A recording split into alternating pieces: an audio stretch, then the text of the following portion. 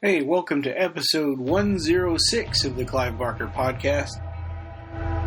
Today on the BarkerCast, we have the great pleasure to have with us a very special guest. He rocked out with the band Chase as a composer, musician, and singer.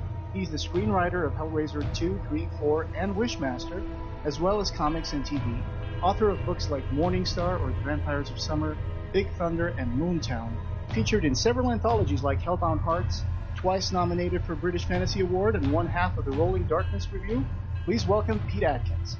Hi guys, very nice to be here. How are you? Thank you. How are you today? I'm okay, thank you. We're actually, I know we're all over the country on this phone call. I'm in Los Angeles and we're in the middle of a Santa Ana, which is the hot desert wind, so it's very blowy but very warm. I'm in Arizona, in Chandler. I think once the Rolling Darkness Revue stopped by Tempe, Arizona. We did, yeah. I think we might have. How far is Chandler from Tempe? Oh, just a few miles. Very close. I think the bookstore or the library we did it in might technically have been in Chandler, I think. I mean, put it this way, the name rings a bell. So either we drove through it and I said, hey, look, Chandler, or... Anyway, yeah, but yes, we have been to Arizona, sure. That's wonderful. Ryan is in Alaska, so... Yeah, I'm in Fairbanks, Alaska. In a snowstorm right now, right? Or... yeah, it is snowing. Took me a little bit of extra time to get here. Sure. I keep texting Ryan pictures of myself in a pool while he's shoveling snow. Yeah. I sell those all the time. Oh, that's funny. I'm in Asheville, North Carolina. Over here, it's kind of cold, I guess. It's going to be, kind of wintry. I don't know, that fall kind of feel. Sure. How far is that from High Point, Rob? About 3 or 4 hours, I think. Oh, okay. So between there. So are you north in the state or south in the state? Where are you? Western Carolina. Okay. I know you shot Bloodline in the state of North Carolina. Y'all probably could have hell on earth. Passed through Asheville. Yeah. I know you have to take I-26 to get to that. It was first of all, it was 23 years ago. And second, I was still living in the UK, so all I know is they flew me into New York. I got on a tiny, terrifying plane with 2 propellers and landed in an airport somewhere near High Point. And one of the production assistants picked me up in a car. So, I'm sure we would have driven on 26, but I have no actual memory of that. I remember that plane, though. Terrifying. Sounds like the plane from Indiana Jones and the Temple of Doom. Yeah, almost, yeah. Yeah. So you just had, in October 23 and 24, that was last Friday and Saturday, I think, you just had your latest show of the Rolling Darkness Revue. And I'm a big fan of shows that marry storytelling and music, and I listen to a lot of Prairie Home Companion with Garrison Keillor, or the Writer's Almanac, shows that create a community around them and mixing guest writers, storytelling, and music. For our listeners who haven't had a chance to experience the Rolling Darkness Revue, what can you tell us about this show and how it works? Sure. Actually, Jose, you really described it very well. That's precisely what we do. It started 11 years ago. Currently, it's in the hands of me and the brilliant writer Glen Hirshberg. We've been running it for the last 8 years. It originally began with me and Glenn and the equally brilliant writer Dennis Etchison. In fact, it was Dennis's idea, or at least the name was Dennis's, the Rolling Darkness Revue. The notion to do an enhanced show was something we all had in common because, no offense to my fellow prose fiction writers, but most authors' readings are really boring. Most writers are not necessarily good performers of their own work. Why should they be? They're writers. They're not actors or TV personalities. But, I mean, Jesus, I've fallen asleep in readings by some really good writers because they're not necessarily really good performers. Anyway, the idea of Rolling Darkness Revue was, as you just said, Jose, to make it an event. Not multimedia in the sense of some weird modern art installation, but to add music, to add performance, to add a little bit of showbiz, to have guest writers, to involve the audience, just to try and make the notion of hearing writers' work read aloud more attractive rather than less attractive. And it grew over the years. It began as a pretty simple. We always had live music. Glenn and I are both musicians and have been and still are in bands. So we always had music. The wraparound drama that now cushions the stories we present each year sort of grew from about 2007 onwards. And certainly now part of the home crowd in Los Angeles clearly is coming along to see the latest comic and pathetic adventures of Algie and Artie as much as they are coming to hear the stories. Glenn and I aren't quite sure how we feel about that, but it's nice that it's made a connection with them. So, in fact, I should say as well, it began, as in Rolling Darkness Revue, it began as a tour. The first year, we even optimistically had T-shirts made with the tour dates on the back. I think we sold about 4 of them, but they're highly collectible now. And we went basically up and down the California coast. It was we did a couple of shows in LA, a couple of shows in San Francisco. Other years, we went to Truckee, right up there over the Donner Pass. We've done Arizona, as you say, Jose. We've been to Canada. But since Glenn and I made the move into theaters rather than bookstores and libraries in, I think that was 2008, since then it's pretty much been a home-based thing. We make a deal with a small local theater and, just have the space for 2 or 3 nights and do the show. It means, we can build a proper set. We can have a proper pit for the musicians to work in. So it's become a little theatrical event, though the heart of it is still very much the reading of the stories. That was a very long-winded answer. I'm sorry, guys. Fantastic. We actually had a listener who commented on our post saying, "Hey, tell them that I was at the latest show in Los Angeles, in Burbank." Oh, really? Yeah. Oh, cool. Did he sign it? Oh, yes. What? It was called. She was called Elena DeGarmo. That's her name. Oh, sure. Yeah, Elena. Yes. If she's listening, or we'll be. Hey, Elena, it was great to see you. She came to the Friday. See, I remember she came to the Friday show, not the Saturday one. And Elena regularly comes along to the great bookstores in town, Dark Delicacies and Mystery and Imagination. So yeah, that's great. Oh, we got to meet her when we went to the premiere screening of the Nightbreed Director's Cut. Oh, were you guys in town for that? Yeah. It was in Westwood, right? Yeah, exactly. At the Crest. Yes, we were there in the front row. That's a great theater. That was beautiful. Yeah, real old school. Very nice. So who's Artie and who's Algie? I am Algie Black, and Glenn plays Artie Mack, and they are our comic contractions of, with no offense intended, of the 2 great masters of the turn of the last century British fantasy, Algernon Blackwood, Algie Black, and Arthur Machen, Artie Mack.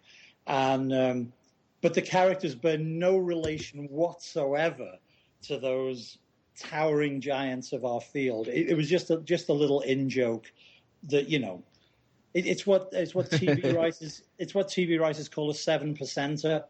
In other words, it's not a gag most people will get, but it's worth it for the 7% that will. Oh, there you go. Wonderful. It was really great to see you at the Leviathan documentary as well. That was a real treat. Oh, thank you. Yeah, that was. Did you watch all of it? Yes, we did. Every bit of we it. backed it. Yeah, we were huge backers and promoters. Yeah. You stole the show. No, that's right. You guys are credited at the end, of course. Yeah. But what does it add up to? It's like 4.5 hours on the first movie, 3.5 on the second, and it's then 11 total. Wow. Yeah. I think they're cutting down. Yeah, I think they were back out doing the next documentary. They were in town a couple of months ago, and I saw them again. They're great guys, and if they're listening, hey guys, hi Gary, hi everybody. I think they've made a deal with the Arrow people to have a trimmed down version on this box set that's coming out. I think. I'm not sure about that. They are, yes. You know about that? Okay, great. Yeah. It's a 2-hour version. for the wonderful Arrow set that's going to be like the 2K restorations. I think this is going to be one of those sets that are going to be like a legacy set for collectors from now on. Yeah. Oh, great. Yeah, I hope so, because, you know, the only involvement I had in it is a local production company asked me to do a new audio commentary for Hellraiser 3. Oh, nice. And I did that at a local studio here. And I don't want to offend any fans out there, but, you know, I haven't watched Hellraiser 3 for 20 years. So, and I wasn't even sure I had it on DVD. I remember that I'd got the Laserdisc, and I might have even had a VHS. But anyway, I went and found it on Netflix so that I could watch it the night before I did the audio commentary. And it was a horrible transfer. It was old, you know what I mean by 4:3? You know, it was old TV format, 1:66. Sure. Wow. So the aspect ratios could be wrong. It wasn't window boxed. And you know, as I say, I hadn't given it much thought for years, but I thought, Christ, is this how people have been seeing this movie for 20 years? So when I heard that this is going to be a nice, properly formatted and, you know, restored and digitally enhanced, what do you call it? Not a cut. They're not changing the cut, but, you know, edition of the thing. Then I'm very glad. I hope it does all look good. But most of the tapes that were available in DVDs for Hellraiser 3 had the 4:3 format. I think the Anchor Bay set that came out in a nice little looking Hellraiser box, a few years ago, they had two versions of Hellraiser 3, and they had like the full frame one, and then they had a widescreen version, which was the first time I ever saw that movie in a proper format ratio. That was very. Oh, right, because you guys are too young, right? You actually didn't see those movies in the theaters. I saw Hellraiser 3 in the theater. Yeah, I didn't either. I didn't see that. I got to see it in a festival. But you're not that young then. Getting ready to turn 36 on Saturday. I'm 41. That sounds pretty young to me. Sonny. 39 here. Sonny, yeah. It's the cruel march of time. Yeah. Oh, nice. Nice little reference. Thank you. So I got a question about Hellbound. Yeah. I heard an interview with Clive where he said that it was you who came up with the idea that the Cenobites were former humans, forever defining the Cenobites as characters with an emotional and historical baggage behind them, instead of just abstract demonic creatures. Would you comment on that? Sure. It's very nice of Clive to give me credit for that. I guess that's true. That it sounds like a bigger, cleaner idea than I remember it being. What it was is that I actually wasn't thinking big for the mythology. I was just thinking in character terms for Pinhead. I know according to Scarlet Gospels, we're no longer meant to call him Pinhead, but you know, that guy. I wanted a story for him. So in Hellbound, although I don't name him Elliot Spencer until Hellraiser 3, this notion of the former First World War officer, I wanted to do that. And I think what it was is I'd either run that by Chris and Clive or I'd just put it in. But you see, Clive's being modest because what actually happened was I think I'd done that and he said, well, hold on, Pete, that's great, but what are you saying? Is he an exception or what's your implication here? Are all the Cenobites former humans? And I think at that point, I just thought, oh, that's great. Yeah, yes, they are, Clive. That's what I meant. There you go. And also, because again, you know, it's a long time ago, guys, and I didn't take notes. Sure. I also don't want to exclude Tony Randall from the mix of those ideas because although I'd written a couple of drafts before Tony came on board, he, as of course you guys know, because you know more about these movies than I do, Tony had been involved in the first movie as an executive at New World. So he was around in the mix, but he and I hadn't met. And I think I knew he'd been hired as the director, but he did not come over. So I'd done a couple of drafts, and Clive and I had bashed the story out ahead of time between us. But Tony had a lot of input into, you know, from the third draft onward, he and I would, you know, just sit and shoot the shit. And I'm wondering, No, we had The Officer. Yeah, I guess the germ of it was The Officer. So I guess the germ of the idea was mine, but it was a think tank. So I don't want to take undue credit. I want Tony and Clive to and Chris Figg. Chris Figg as the producer would speak up occasionally, but when he did, it was usually pretty good. Oh, that's wonderful. And you guys were also watching the Jerry Lewis telethon. Well, that was me. I think it's only me and Tony Randall that have that in common. It was a mutual friend of ours, Dan Ray, who was obsessed with Jerry and convinced he was a terrible human being. And obviously, the telethon was new to me. I was not even an expat. I wasn't living here yet. Right. But I was over one year, and Tony said, "You need to come over to my house and watch the telethon with my friend Dan. He's a conspiracy nut." And Dan had these self-edited VHSs of Jerry's shitty moments from all the previous years. These tiny little comments that would be lost in like the 24-hour telecast, but you'd just see a little snarl to the side, and Dan would say, "Some guy just lost his fucking job." And so I don't know. I think, Jerry's a comic genius, and the French revere him as a cinematic master. He invented the video assist.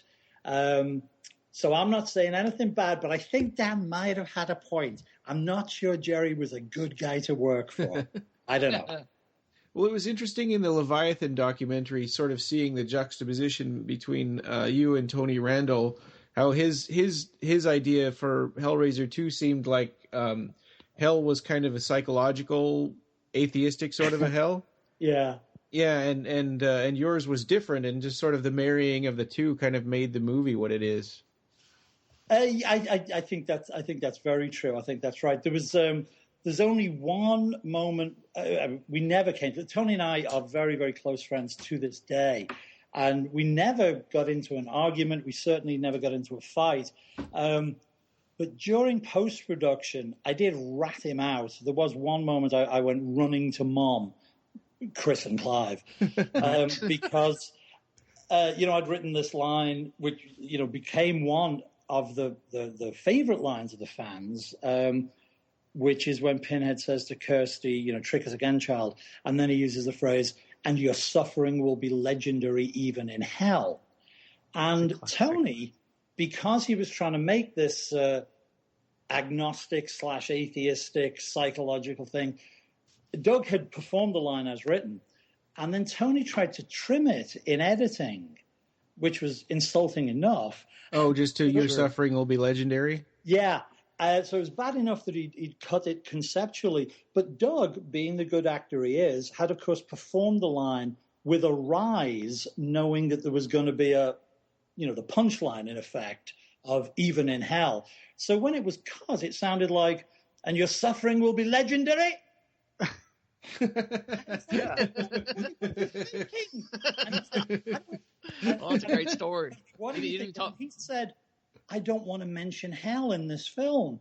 And I said, "It's fucking called Hellbound."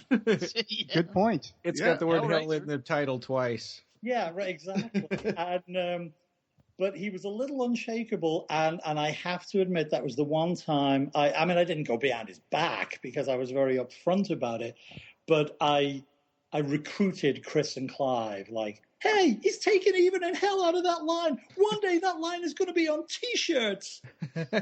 And so they came down on him and restored the line. But yes, generally speaking, that actually gave for a great, in the best sense of the word, a creative collision, which became a collaborative. What's the word I'm looking for? Not collaboration, because that's intentional, and not collision, because that's negative. But there's when things come together and they cohere into a third thing. Coalesce. Yeah, coalesce.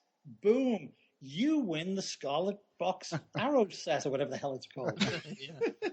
No, by the way, I don't have any. They never send me any of those. Oh, that's terrible. You win it conceptually. Oh, man. Yeah. I'll send you a signed Rolling Dark chapbook. How about that? That's the only thing I have power over. I'll never be able to think of that line again, though. It's the same when he says that. I'll remember this story. Oh, yeah. No, and seriously, listen to it and try and imagine what it would sound like with the cut, because Doug is 10 times the actor I am, but it definitely goes up. It would have sounded so bad. Yeah. And also, not that I did think that at the time, it did end up on T-shirts. It became a very famous line. So, it'd be your suffering will be legendary. Right, exactly. Wait for it. Yeah, yeah. Even in hell. Yeah. You wrote a lot of great lines for Pinhead. I think ever since you left the franchise, a lot of the lines for Pinhead kind of just went downhill. I don't remember anything after when it went to the direct-to-video series. Iconic, yeah, absolutely. Iconic stuff. I keep saying that if Clive Barker was the father of the Hellraiser franchise, and I say Peter Atkins was the nurturing mother, because I believe you were. You're the one who gave all this extra dimension to Pinhead, and you turned him into an icon. Well, the visual turned him. That's very kind of you, and thank you. I appreciate it. But I think first of all, Doug's performance, and secondly, just the visual. I mean, that thing was going to be iconic the second we saw it, I think. The visual makes it iconic. It's such a striking image, and that is conceptually and initially, in terms of execution, 100% Clive. Obviously, the beautiful makeup job by Bob Keane and Jeff Portas, just put the icing on the cake kind of thing. But very, very strong image. And thank you. Yeah, sure. But, I used to make jokes about it to Clive. We can write those, fancy lines till we're blue in the face. If you don't have an actor who commits and can sell that shit, you just... True. Sure, yeah. And so through gritted teeth, I have to say, Doug's got quite a lot to do with it. Absolutely. You mentioned Jeff Portas. He did ask us to tell you that you owe him £10 that he lent you back in 1987. I saw that comment. Yeah, I'm sure he said quid, and he knows damn well he's lying. But if it meant I could see Jeff again, I would happily pay 10 quid. That would be great to see him. Actually, by the way, as soon as I witter on too much, please drag me back into disciplined shape. But you were speaking of Leviathan, and it was a pleasant but bizarre experience because, it's because it's been nearly 30 years. And the thing is, it's you guys will know this when you get to my age, but it's one thing, the people you've stayed in touch with. In other words, I know what Tony looks like because we see each other several times a year. I know what Clive looks like. I know what Steve Hardy looks like. I know what Gary Tunnicliffe looks like. But I know what Doug looks like. But people who you last saw as 23-year-olds, and you suddenly see them on that documentary as 52-year-olds, it's like, what the fuck happened to that guy? And I, by the way, I know damn well everybody's looking at it and saying, what the fuck happened to Atkins as well? Because, you can't, although we're fully aware, obviously, of the passage of time, but if you don't see somebody, you just carry the old image in your head. So you suddenly see somebody after nearly 30 years, and everybody looked healthy and fine, but it was surprising. It did bring home the passage of time somewhat, except Chris Figg, who kind of looked the same. I think there must be a portrait in his attic somewhere. Aging terribly. Yeah, I can tell you that the wonderful thing about Facebook is that we've managed to connect with so many people who are involved with Hellraiser and other projects over the years. And we've grown really attached to some of these people, like Jeff Portas. We were so lucky. They were so. I mean, I know this is the kind of bullshit you hear from everybody on projects, but usually that's when they're doing electronic press kits at the time. So even if they can't stand each other, it's, this is the greatest cast I ever worked with. But, none of us are making any money from this stuff now. So I'm speaking from the heart. We were really lucky. What a great bunch of people, especially the effects team. Absolutely. Those guys were, lovely people and so brilliant. Simon Says and Little John and Jeff himself. I'm going to stop the list because I would have to name everybody. They were all so young and so talented and astonishingly really great guys. Rory Fellows, the stop motion guy. Brilliant. Yeah, yeah. You know, all these people are on Facebook in a group called Memories of Image Animation. It's a fascinating place to visit. Seriously? Yes.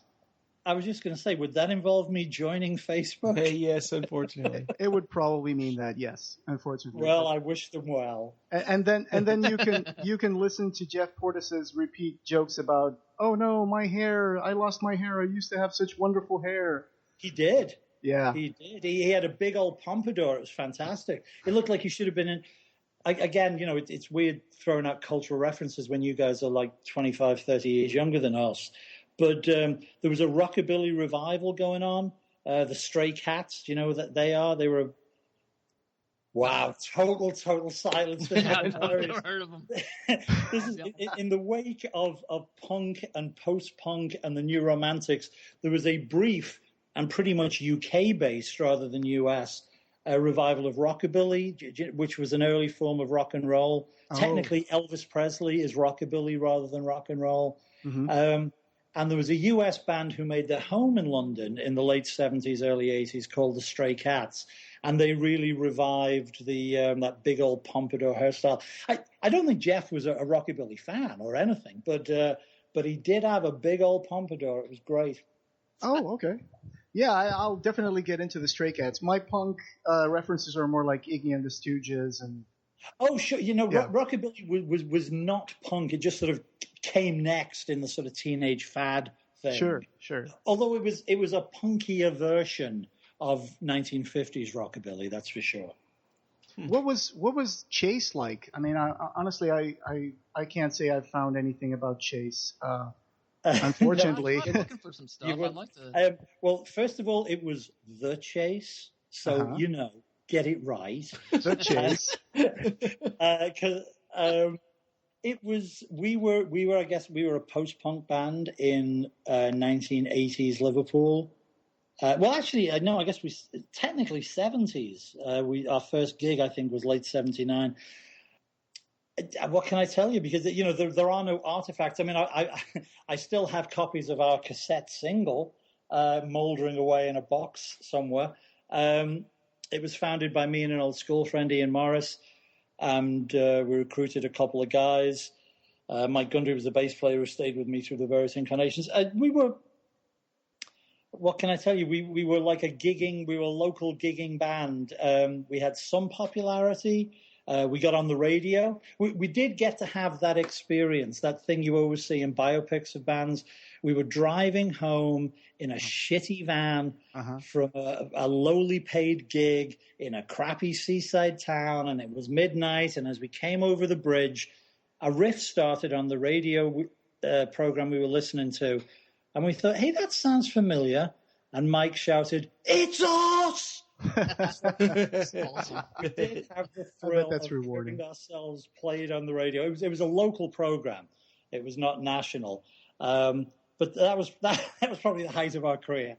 But yeah, we had a lot of gigs, made a lot of friends, had a great time, and you know, hopefully made audiences happy. So fabulous. So that was that. Was it hard to choose between the Chase and the Dog Company? You know, it's funny. I went back to Liverpool to form the Chase, having left the Dog Company. It's funny that you put it that way because it was almost literally a choice. And I chose rock and roll, baby. Yeah. Partly because you know the Dog Company was heading somewhere. The Dog Company, by the way, were significantly more successful in the 2 years after I left than we had been in the 6 years when I was a member. So I don't want to believe those things are related, but I don't know. But you know, I joined those guys when had I turned 18? I was either 17 heading for 18 or 18 heading for 19. And I joined this very, very heady group. And in a way, I think the decision to go back to Liverpool and play rock and roll with old school friends was, hey, wait a minute. Where did my adolescence go? Where did my adolescence go? I didn't get to drive around in stolen cars drunk and pick up groupies. And I'm going to go back and get some of that. under my belt.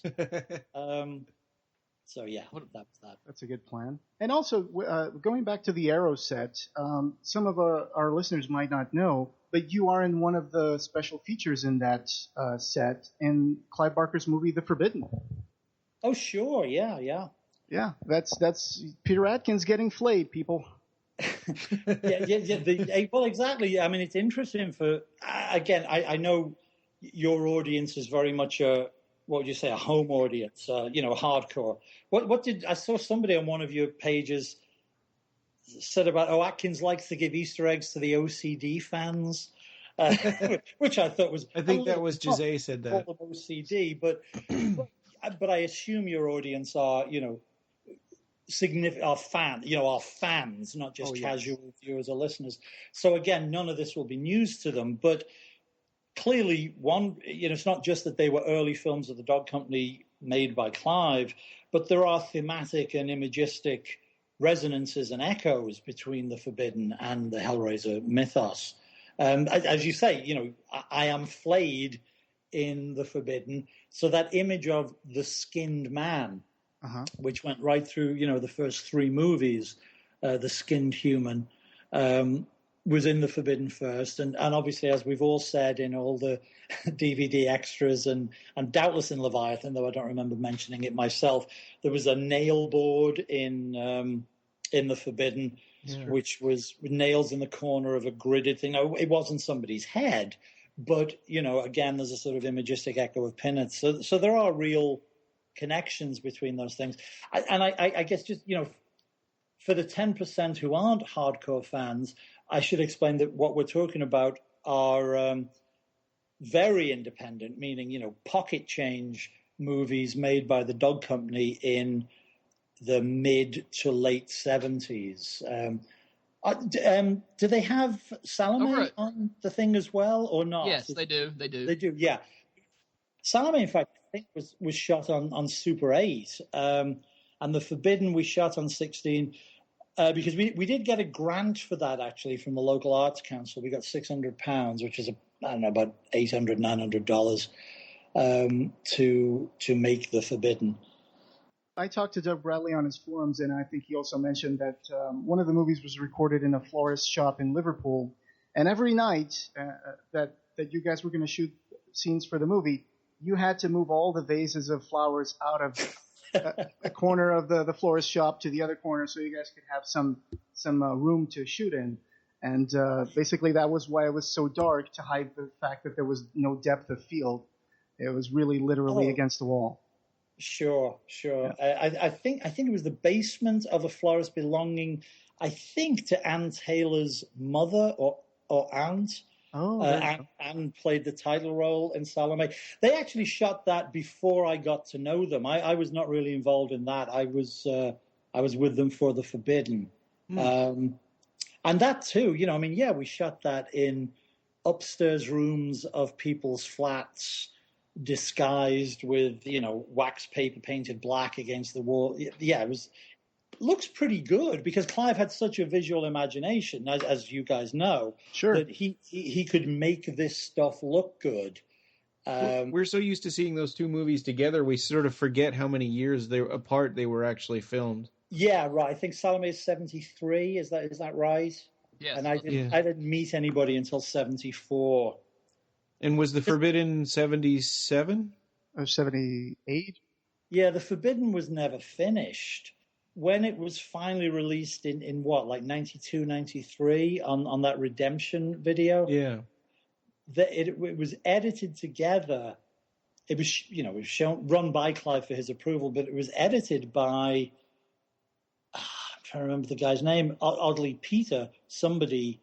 It was who had worked at the South Bank show, which had done a documentary about Clive. Oh, yes. And so they edited down hours of footage to what we now know as the Forbidden. The reason I'm babbling on about that is that it's difficult to pin it down to you, because in fact we just kept shooting it. I would say it started, to be honest, as early as 1975, and we were still shooting in 1978. Now that doesn't mean that we shot all the time. This would be like 7 weekends in 1975. We got some stuff in the can. Then maybe we took a 3-day session in 1976 and did some more. So it was very drawn out, spread out process. But I'm sure that you can recall much better your time as Rick the bartender and Barbie the Cenobite in Hellraiser 3. Well, even that is 22 years ago now. But yeah, sure. I remember that quite well. I was very happy to be the Cenobite. Go ahead. Did they dub your voice in that? Was your voice dubbed? Yeah. Actually, I found it interesting that all the Hellraiser first 4 films always had the British actors, or even Valentina Vargas, her voice was dubbed too for Bloodline. It's just is that right? I didn't know that for a fact. Is that right? Yes, her voice was dubbed. Wow. Yeah, I'm assuming, and I don't want to render any judgment there at all. I'm assuming if they dubbed Valentina, it was probably an accent issue rather than a performance issue. But as I said, I didn't know about that. But the first movie was dubbed just because New World wasn't happy to release it in America with all these English accents knocking around, Yeah. So, but what was weird is that they made Chris and Clive redub a lot of the minor parts. So you still have these English accents. Like Julia. All Hellraiser fans have talked about this for 30 years. What country do these movies take place in? And the answer is, we don't know either.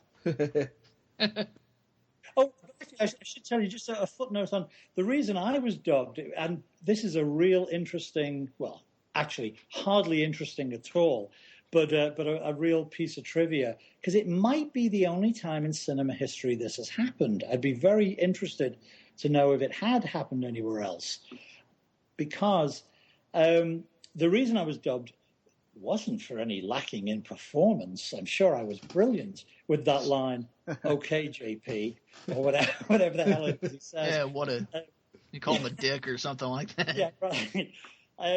But it was the tail end of a very long tracking shot through a big crowd, through a genuine nightclub called the Boiler Room I'm trying to think if it's in High Point itself or in Greensboro. I think it's in High Point. Again, 23 years ago, I'm sure it's not there any longer. But it was a big, long tracking shot. And we didn't have lavalier mics and things in those days. So they did boom the shot. The dialogue was recorded, but it needed to be, again, I know you'll know the term ADR'd, a loop. You had to redo the dialogue. Yeah. And either I was in Los Angeles working on what became Bloodline, or I was back in London and Tony Hickox was editing in Los Angeles, although that seems unlikely. Anyway, whatever country they were doing it in, I was in the other country. So Tony Hickox, the director, dubbed the line, which means you have a film in which the film's writer has his voice replaced by the film's director, which is a wonderful method for the way those assholes take over our babies, and B, probably the only time in film history that's happened, don't you think? I've never heard of it. Good point. Yeah. We'll have to research that. So you see, even if everything else goes away, there's that tiny footnote in film history. Yeah. The only film in which the film's writer was dubbed by the film's director. So. I did not know that. So that's Anthony Hitchcock talking. Hickox, yeah. I think they did that also for Nightbreed, when they had a lot of English actors who were working there in the movie. But when it came time to put the theatrical cut together, most of those actors were left behind in England, so they ended up redubbing some characters with American actors. We talked to a few of those Nightbreed actors, like Christine McCorkindale played Shuna Sassy, and I think Catherine Chevalier, she was the mother of Tiffany in Hellraiser 2. Yeah, sure, yes, yeah. Yeah, and she was also dubbed because at the time she was still living in England, I think. And they didn't want to pay the money to get the actors to come to Los Angeles. Right, very disrespectful of actors' performances, the whole process. And I certainly don't want to start a myth if it's not true, but I think they even dubbed Doug, didn't they? Oh, yeah. Yeah, a German guy. Right. How dare they? I know. His voice is so much better. Yeah. When When hear you his dub an stuff. actor, you disassociate his performance, his physical performance, Sure. from his voice, from his delivery of the lines. So that, like you said, it's very disrespectful. But for the Cabal cut and the new Nightbreed director's cut, they put that back in. Right. In fact, Doug re-recorded the lines. It's not just that they used the original recordings. Yeah. Didn't you go in and do a session with Russell Charrington? And That's Absolutely exactly correct. Yeah. And they used that for both the Cabal cut and the director's cut. They called it Doug Dub. Yeah, there's a video of that on YouTube. It's fascinating. Yeah. The only line he did not do, Doug, for the Nightbreed director's cut, I think, is the last line where Boone and him are talking about releasing the Berserkers. That they still kept the German accent on that one because he did not. There was something he didn't have time to record that one when he was with Russell Charrington. Or they might have used a different take in the director's cut from what was in the Cabal cut. That's true. No, you guys, again, you will know so much more about this than me. Is the Cabal cut, I don't mean official, I know it was sanctioned and approved of by Clive and Seraphim, but that's not available, right? That's so to speak, that's still a guerrilla cut, right? That's there correct. isn't an official. Yeah, you're right. They never released that even as an extra. So whoever was lucky enough to see one of those 50-something screenings that happened around the world, that's it. You're not going to get it anytime soon because it's not commercially available. So I'm sure there are a few DVDs knocking around. I know Russell gave me one the one time I met him. It'll be up on eBay tomorrow, kids. Yeah, well, actually, it's leaked onto the internet. Yes. I'm not sure if I should mention this, but it has leaked on the internet. So if fans are really hardcore, they can go online and try to track that down. Sure. Not that they should, of course. Yeah. Well, and there were Bad thing to do. 7 different versions of the Cabal cut too. So. I know. Ryan actually saw the very first one. Blade Runner. It's like after a while, who cares? How different can it be, Ridley? Let it go. So speaking of different versions, again, Hellraiser 3, I recommend everybody listening to this go back to the Revelations website and read this essay that Pete wrote called Building the Beast in Stages. I read that yesterday. Yeah, you bring up a lot of alternate ideas for Hellraiser 3, and that's pretty fascinating. There's like a one that takes place in Egypt. There was one that would have like a woman who would steal other victims' faces, and there would be the Sacred Order of the Wound or something like that. And I have one copy that I think you signed for me in a convention. A friend of mine called Jonathan Q. He had it signed. Oh yeah, I remember Jonathan. Yeah, he was going to make a fan. Well, I'm sidebarring. I'm sorry. I know he's made a couple of fan films, and he was going to make one from my comic book Hellraiser story, Songs of Metal and Flesh. So that's true. I was actually adapting that script. Yeah, I was working with him on that, but unfortunately, this was before the whole crowdfunding thing took off. And so at the time, we were just still college and grad students, so we ended up not being able to make it happen, unfortunately. But yes, Jonathan did Hellraiser Prophecy fan film, which is on YouTube, and he also did A Winter's Lament, I think, which directed, so that was great. And Songs of Metal and Flesh, that's one of the best, to me, that's one of the best stories in the Hellraiser comics back in the 90s. That was really fascinating. Thank you. Thanks very much. Thanks.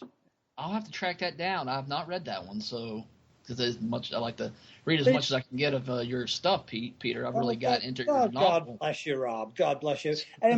Well, it's not a particularly collectible comic, so it wouldn't cost you much if you found it. But I believe they've been reprinted fairly recently, and it's probably cheaper to. I mean, again, I don't really keep up. Yeah, they didn't reprint all of them though. They put them in. It's like a best of kind of a thing. Yeah, it's called Hellraiser Masterpieces. Yeah. Oh, okay. Yeah, but you know what, Rob? Come to think of it, that's probably more expensive than it.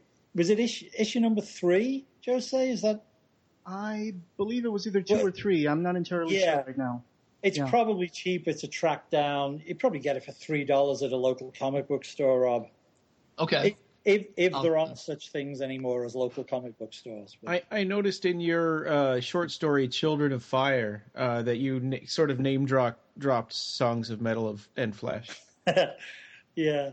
But you always had those characters' backstories in your head when you were writing the script for Hellraiser 3? A little bit. I mean, not necessarily, not fully articulated or even thought out, but yeah. I mean, I think whenever you come up with a character, how do you describe it? That they arrive fully fleshed, even if you don't put any of that in the movie. Yeah, exactly. And first of all, it's very kind of you to even call Children of Fire a short story, because it isn't really. It's just a series of character vignettes. What it was literally is it exists because Michael Brown, who was a great guy who I haven't seen for many, many years, he and his wife Deborah were very, what would you say, early members of sort of active Barker fandom, I guess. Yeah, the Dread. Yeah, exactly. Yeah, that's where I just read it. Yeah, sure. And he asked me when Hellraiser 3 was coming out, I don't know, I think he just asked for, tell us about the new Cenobites. It just, I don't know, it amused me to, rather than do a little article about, well, there's this guy who's got a camera shoved in his forehead, and there's this guy. Yeah. I just came up with these, what happened to these people before they showed up in the movie. And I guess it's the pretty the cool. Barman, the DJ, and Doc, right? Who became, Yes. Yeah, right. They all had pretty violent histories before they ever had any dealings with Pinhead. Well, that's what makes them susceptible, isn't it? Yeah. In an interview that you did in 2000, while I was researching for this, I read in an interview that you were working at one point, or you were hopefully developing a project with Tony Hickox called The Source of the Nile, I think. Oh, this breaks my heart. It's funny. That movie finally came out. I don't put it on my website. I don't list it in any official resume. Tony and I co-wrote, again, as with Tony Randall, Tony Hickox and I became fast friends when we made Hellraiser 3, and we kept up both a personal friendship and a professional association. And Tony H. and I wrote several scripts together. And it was funny because in a way we were very lucky. All of them sold. I'm sure you guys know that, most screenwriters, they make a living from the scripts that sell. Sure. It doesn't necessarily mean the movie gets made. Yeah. Of course. And I'm actually lucky. My batting average of 4 produced movies and 3 produced teleplays against whatever it is, 17 or 18 sales or assignments, is actually a pretty good average. But every script Tony Hickox and I wrote together sold, which was great. It kept us alive. And not one of them got made. But the movie, I'd put my pretentious hat on. I wanted to call it The Source of the Nile, which, I borrowed from... is it Richard Burton? Not that Richard Burton, the explorer, the person who searched for the source of the Nile in the 19th century. Oh, okay. And people use the phrase metaphorically to mean, the beginning of all things, the source of wisdom. So I wanted to call it Source of the Nile, but we never did. It began as a mummy movie, as you can probably tell if you ever read the script. And then eventually we called it Prisoners of the Sun. And the weird thing about it was that it kept being optioned.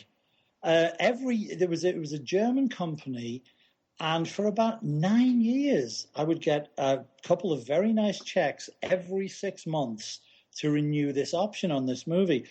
It went on so long that it officially, because I wasn't in the union when I wrote Hellbound, and at one point I realized I'd made more money from this unproduced script than I made from Hellbound. Oh, wow. Yeah. But I wish it had stayed unproduced, because what happened was many years... It starts off as a great story. Stop me if this gets boring, because this has nothing to do with Hellraiser or Clive. Oh, please go on. Oh, no, go on. Oh. Well, it starts off as a great story because it's such a Hollywood cliche. It's hilarious. So it had been optioned and optioned and optioned and optioned, and then finally, after like 13 years, the thing was finally dead, and we realized, oh, well, that's never going to happen. And then about 2 years later, just like in the movies, we each got a call from Larry Mortoff, who, Hellraiser Connection, had produced Hellraiser 3. Sure. For Larry Coppin. Larry Coppin was the executive producer. Larry was the on-board producer. And he phoned and said, hey, do you guys have anything Egyptian? And I said, why, Larry? And he said, a friend of mine is shooting a remake of the 10 Commandments for Hallmark TV, and he said I can have these Egyptian sets for 3 weeks if I've got a project ready to go, which is hilarious. It's like every cliche you see in the movie. So we said, yeah, you bet. We've got an Egyptian project. And we sent him the script, and he set it up. And then there was various unpleasant, because Tony Hickok's obviously, our plan was that he would direct it. But Tony got fired during what wasn't even really pre-production. And then it languished for a while, and then we heard it had got shot. And they did, in fact, make the movie, and it's called Prison of the Sun. And even after it was shot, it languished for 6 years because there was warfare, legal fights between the various international consortiums that had cobbled the movie cobbled the finance together. And without ever telling us, the movie finally came out on Netflix about 1.5 years ago. Oh, okay. Do not watch it. There we go. It's fucking terrible. Okay, yeah, I felt bad that I saw that on your IMDb credit, but I didn't. I watched Wishmaster last night instead. Me too. Yeah. The reason why I brought this movie up was because in this interview you mentioned The Source of Denial, and then you also said you were developing Children of Fire to be a book. So I guess this is one of those projects that kind of was left on the wayside. Yes, it did. Well, I can't remember exactly what I said in the interview. I probably lied. The truth was, when I did my second novel, again, this is back in the 90s. This is 1997. I did my second novel, Big Thunder. Oh, yes. And I worked in, as a sort of backstory to the weird goings-on in that novel, this notion of this symbolist poet from 1911 who'd published this one slim volume of verse called Songs of Metal and Flesh. And that was going to be, in a way, the backstory narrative backbone of Big Thunder. So all these things would, maybe I was going to call Big Thunder Children of Fire. I can't remember. Oh, okay. But anyway, when the novel, as novels do, started to make its own demands on me, that whole, although I mentioned the guy, John William Adams, and I might even mention the poetry book in it. I'm not sure that I do. So it didn't happen. It became something else. Big Thunder became its own thing without.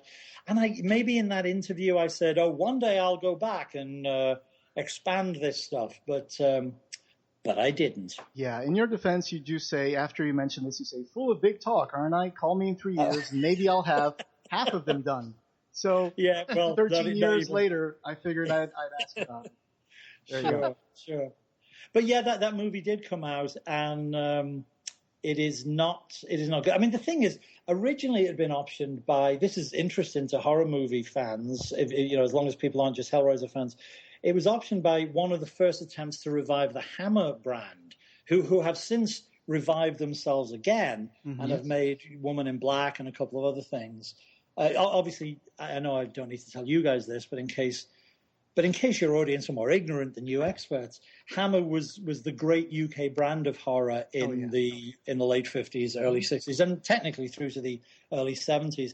And they tried to revive themselves in the early 90s, and they had a connection, or a sort of first look refusal deal over on the Warner's lot with Richard Donner, the director, and his wife, the producer, Lauren Schuler Donner. Oh. So we were working for them at first, and although we always wanted Tony to direct it, I was always saying to him, hey, if Richard says he wants to direct this, you'll back the fuck off, right? And so Tony agreed that if Richard Donner wanted to direct it, he would step aside.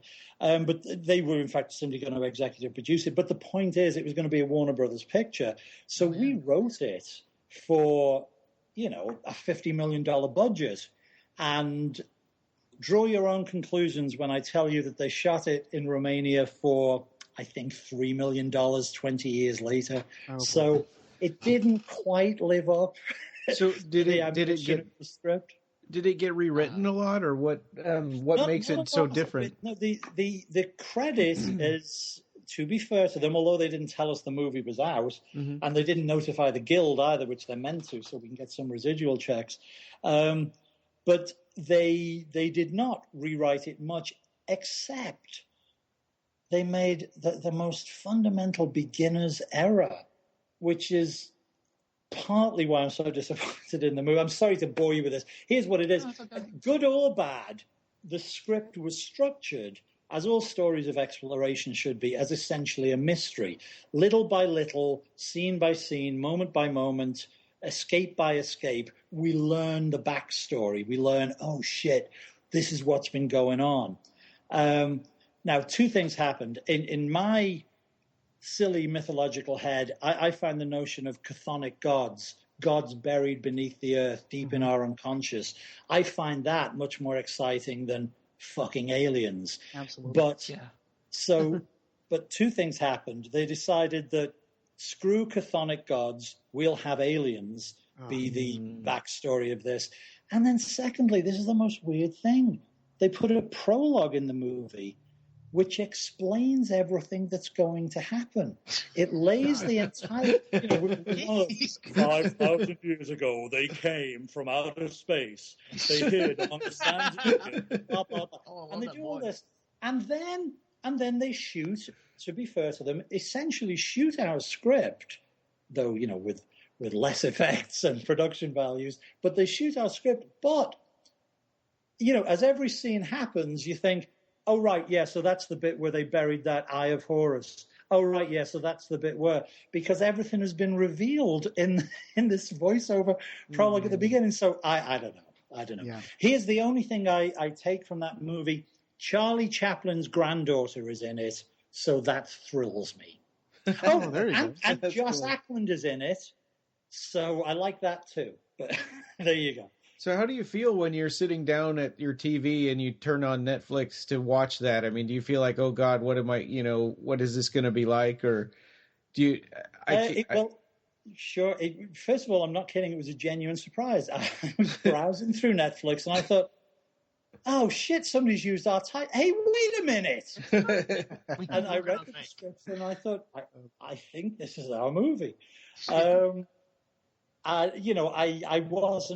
It wasn't like I was expecting much. So, right. But I will say this, which will put anybody off watching it. Even though I couldn't watch it in one sitting. Oh. I got about 40 minutes in the first night and thought, oh, God, enough. And to be honest, I'm not sure I've even watched the last half hour still. I don't know. I don't... That's not a good endorsement. Yeah, there you go, people. It's better to just sit down and read Morningstar, The Vampires of Summer, than watching that movie for sure. Well, God bless you, sir. God bless you. I really enjoy that book. So if I can just push it into the Hellraiser Bloodline question. Sure. The most well-known version of the script is the 5th draft of May 1994. And I'm not going to ask you for dates because I know this is a long time ago. But sure. Where Pinhead appears aboard the Minos. And I have an alternate version of Hellraiser 3 that has Fever, the priest that brings back Pinhead. And it's so different. And there were so many different versions for Hellraiser 3. I'm wondering, for Hellraiser 4, all the other 4 previous drafts that you did, were any of them dramatically different? Or was it always about Pinhead in space? Yeah, it was a very different circumstance from Hellraiser 3, which you touched on earlier when you mentioned that article.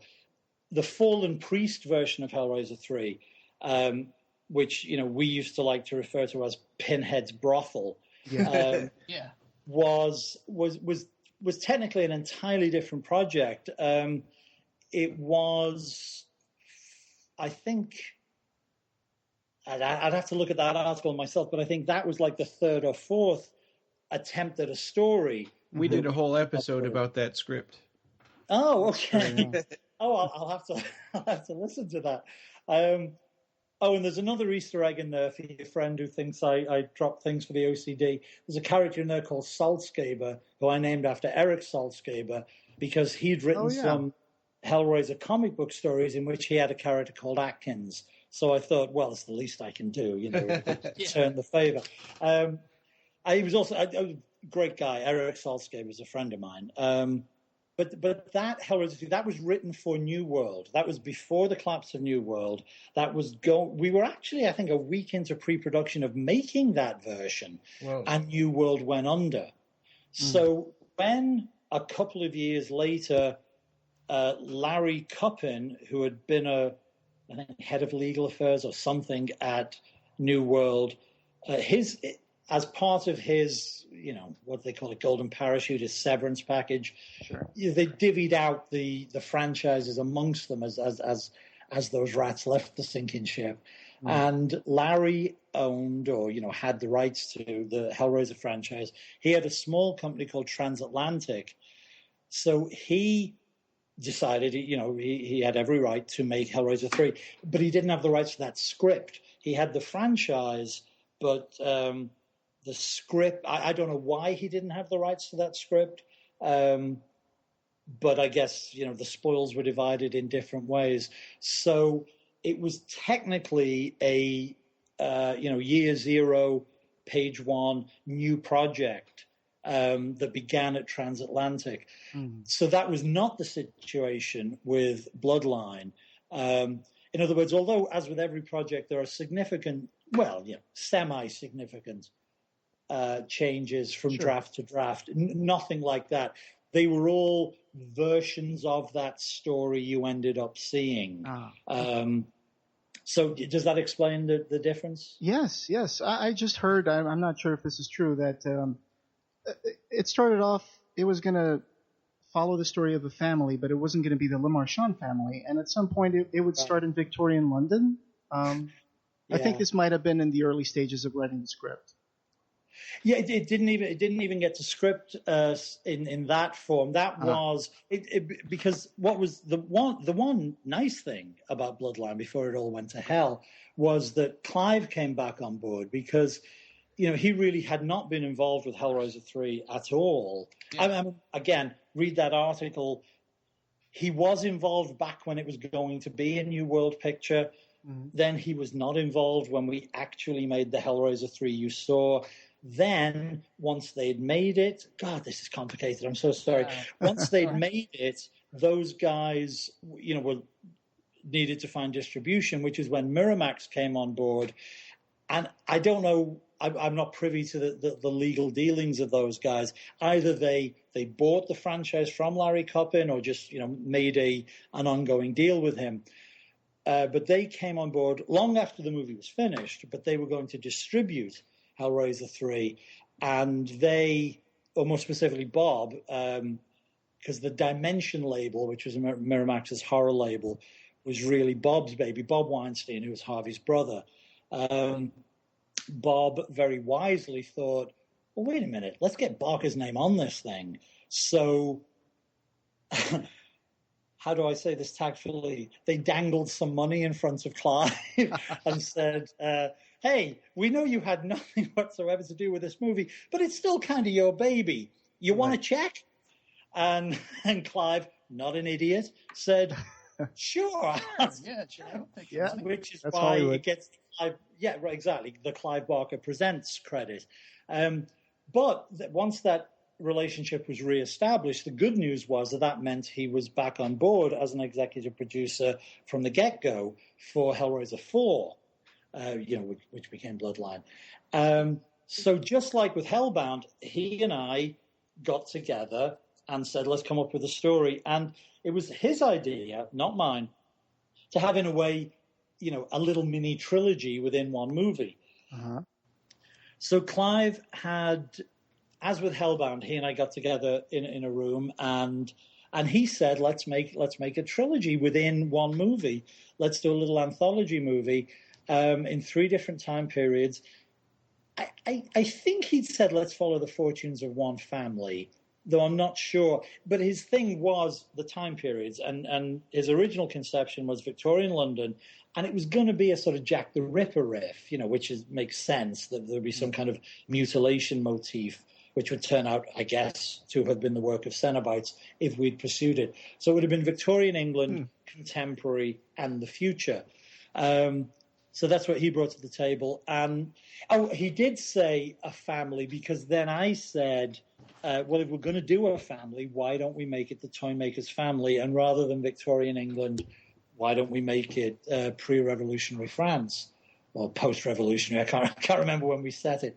And Clive was great with that. He seized on that immediately. So that was what he and I pitched to Bob Weinstein, who gave it the green light, and then I wrote the script with that. So, yeah, there was never a written version with Victorian London, but that had been Clive's original idea, yeah. Oh, okay. That's all fascinating. I had heard that when Clive got his name put back on, that he had said, okay, you're going to need to make some changes then. I actually heard he shot some brief part with the girl getting that JP had slept with, that he had shot the part where she gets skinned. I heard that was not even in the original cut. No, definitely not. No. Okay. He might well have. Well, there was a reshoot. I don't want to put any dints in the Clive Barker myth, so I don't want to say anything. Okay. Well, let me tell you my memory of it is, I'm sure Clive would have said, I'm not just taking the money. If I'm going to be involved, let me look at the movie, let me give any thoughts about editing. Yeah, sure. But he did not. Possibly the confusion is what he did direct. Again, I know you guys know this. It was the Motorhead video. Right. With awesome the movie. Which was great. It's like, fucking hell, it's Lemmy singing Hell. Yeah. Right.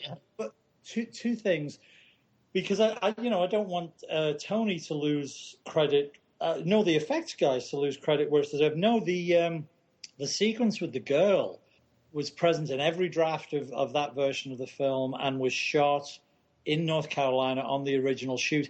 Now, clearly, there were obviously we have like the skin suit look, but a lot of what you see on screen in the finished sequence was an optical, which was certainly done post-production, as all optical effects are, as I know you know. Mm-hmm. So technically, some of that optical stuff might have been finished post the bringing back in of Clive as executive producer. But no, the sequence was in the can, shot and completed by Tony and his crew in North Carolina. And what the actual reshoots, as opposed to the Lemmy Plays Poker with Pinhead video shoot, was a little bit hot bondage footage was added to Terry Farrell being dangled mass. Oh, yeah. Oh, yes. So that climax was it was not reshot. People have to be careful about using that phrase. It was enhanced, like additional shots were brought in and a few more effect shots were done. And I don't doubt that Clive, who is, brilliant and prolific, would have thrown out ideas in the mix, during. But I don't think he was physically present for the reshoot with Terry and Tony. His involvement, I think, would have been in post-production in the editing room, where I'm sure any thoughts he had were A, excellent, and B, almost certainly listened to and used. But no, he didn't come in and direct anything.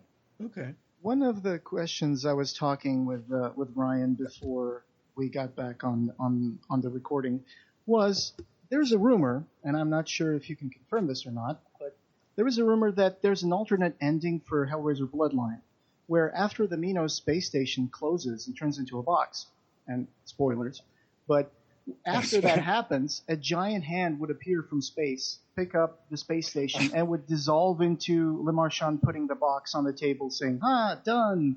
So yeah. Is that real? That is real. It was never shot, to my knowledge. So when you say an alternative ending, no, that was an ending to earlier drafts of the script. I don't believe it was ever shot. And to be honest, again, I'd have to check the files I no longer possess. I don't think I had anything quite as hokey as the giant hand. Okay. That might have crept into people's discussions of it later. I certainly closed the circle, if you like, just with I use the word loosely. I don't mean gag as in being funny. I picked up like a callback kind of. Yeah, right, like a little callback at the end, and just a nice sort of close the circle. I did have. It wasn't a giant hand. I can't remember how I described it in the script, but it was some kind of 2001 black hole in reverse, the blackness being pulled into a point of light, and then it popped back out into the box on the table. And it would literally be a replay of the scene in which the wife comes in and says, "Is it done? It's done. Wow. Are you brilliant? I'm brilliant." And that would be, and then we'd zoom into the box. And kind of reminded me of going back to the way Hellraiser ended. Sure, yeah. Exactly. It was. I wanted it to be in line with the way we ended all those movies. And by the way, I'm not saying I wasn't hokey enough to include a giant hand, and I would admit to it if I remembered there being a giant hand, but I don't think so. I think it was a folding light black hole kind of gag. That's much better. Sort of thing. Yeah, it does sound better. But I don't think they ever shot any version of that. I don't think. No, I don't think so either. I mean, I know you'll be appalled with me, but again, how does the movie end? What is the last shot? Does the mean just the ship flies off into the ship flies off to Earth? Right. Yeah. Right. With Rimmer and Le Marchand escape the station, and the last shot is them flying back to Earth on the Theseus spaceship. Right, sure. Which was okay. I think there was another scene that was supposed to be, there was a rolling pin floating in space towards Earth following the spaceship. I'm not sure if that was yours or if it was a rewrite, but there's also that ending on the script. That they shot, I think. I've seen that in a work print. Oh, there we go. I think so, yeah. They had effects. What do you call that when the work prints you have title cards? It was a title cards. Oh, and said at the end of that it said insert effects pin here. Yeah. And that was supposed to be the ending of it. Which would have been cool. I would like to have seen that. Sure. I thought I'd seen animated footage of the pin. Maybe I'm remembering what you're talking about and I just saw the card. I certainly can't take credit for that. I think that's a great image to end on. That was never in a version of never in a draft of the script that I wrote. But there we go. That would have been very strong. I think the best ending is going back to the toy maker in the box. But I agree. Definitely. Angelique would have a troupe of Cenobitical clowns instead of the usual dry-humored, leather-clad Cenobites. But this brought to my mind echoes of the Dog Company's Clown Saddam, the inclusion into the script of the Commedia dell'arte figures of Harlequin, Columbine, Pierrot, Pulcinella, and the Surgeon. Was this a secret nostalgic wink to the days of fringe theater? Yeah, no secret about it. Absolutely, yes. I mean, I didn't expect anybody to make that connection because nobody had ever heard of the Dog Company. Not even the 103 people who'd seen us over the course of 10 years. We'd been interested in / obsessed with the Commedia characters since the late 70s. And Clown Sodom was the first mime work we did. We were fucking nuts. And we that one of our, and I blame Clive. It was all, the lunacy originated with him and we just jumped on board and made it even crazier. Because we mutated all the time, and we'd been briefly the theatre of the imagination. And then Clive decided, because we'd seen a fantastic production by the Lindsay Kemp Mime Company, and I should point out to people who, when they think of mimes, only think of nut bars in Central Park in striped jerseys annoying you. The Lindsay Kemp Mime Company was in the tradition of the Commedia, but very up to date and bawdy. And Lindsay Kemp was a friend of David Bowie's, a mentor of David Bowie's. Oh wow! They'd made a couple of short films together, and also, attention, horror movie trivia buffs, you can see Lindsay Kemp briefly in The Wicker Man when they have that. Do you know the horror movie The Wicker Man? The old one? Yeah. Lindsay Kemp is one of the, somewhat sinister villagers in the dance procession at the end. Anyway, he was one of those, astonishing figures who never achieved mainstream fame, but was this bizarre, brilliant guy who had the Lindsay Kemp Mime Company. And they did these wild pantomime-like extravaganzas.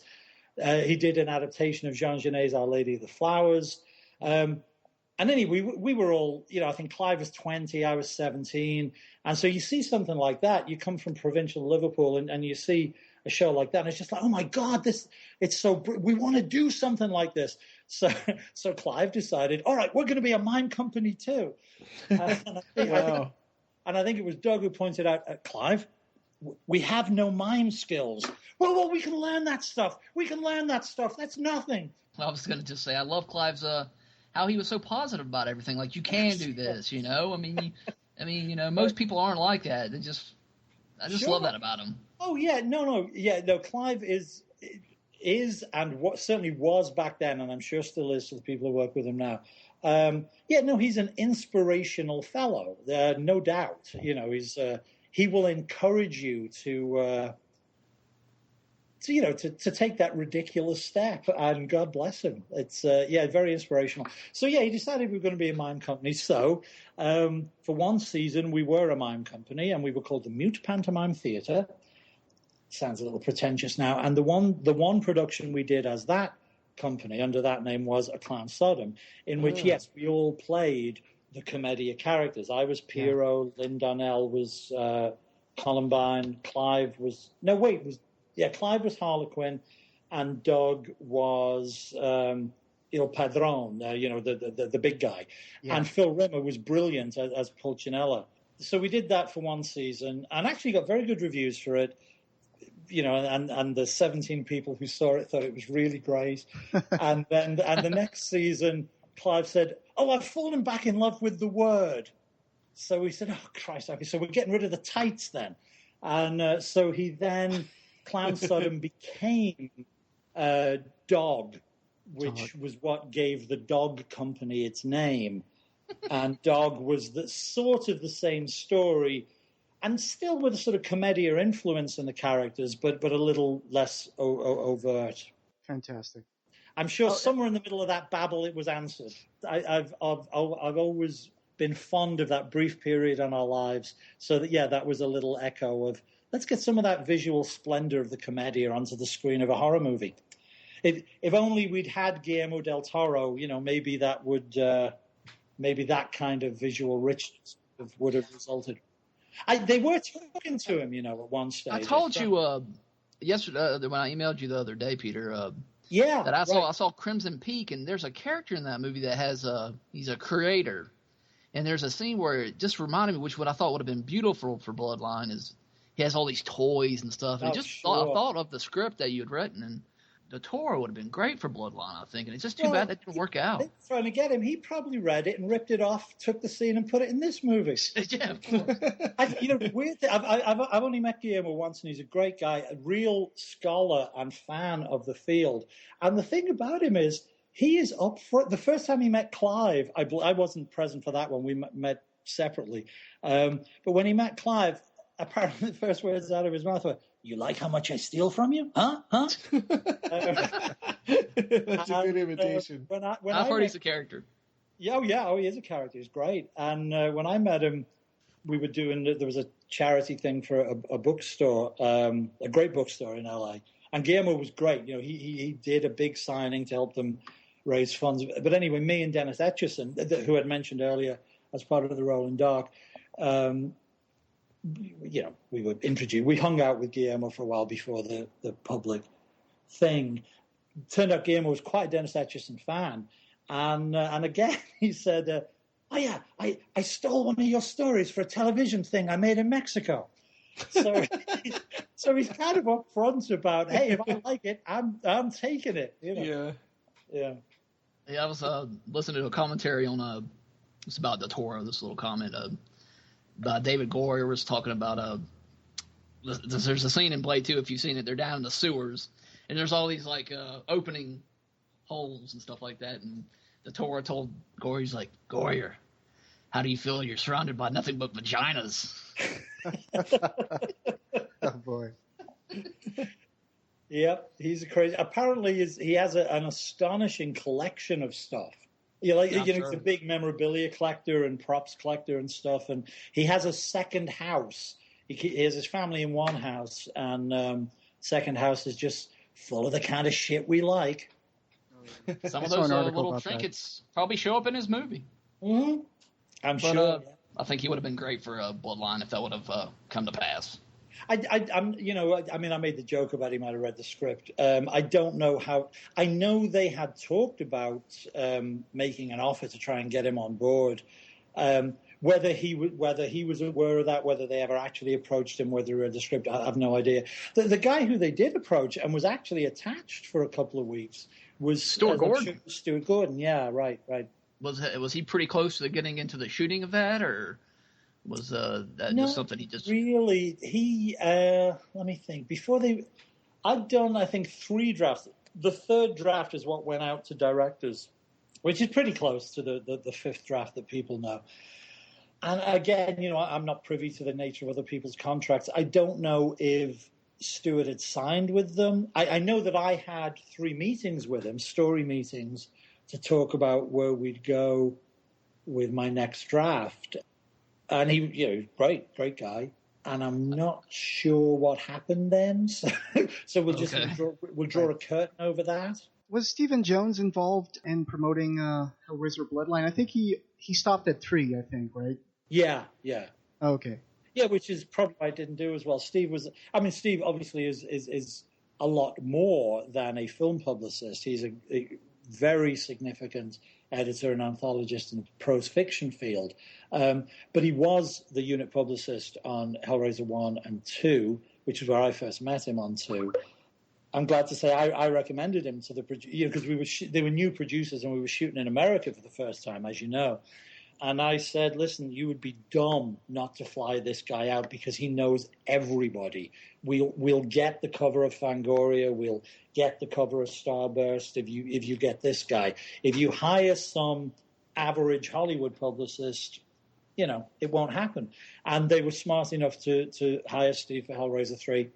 And we did. We got all the covers. We got Fango and all those things because Steve did know everybody. Right.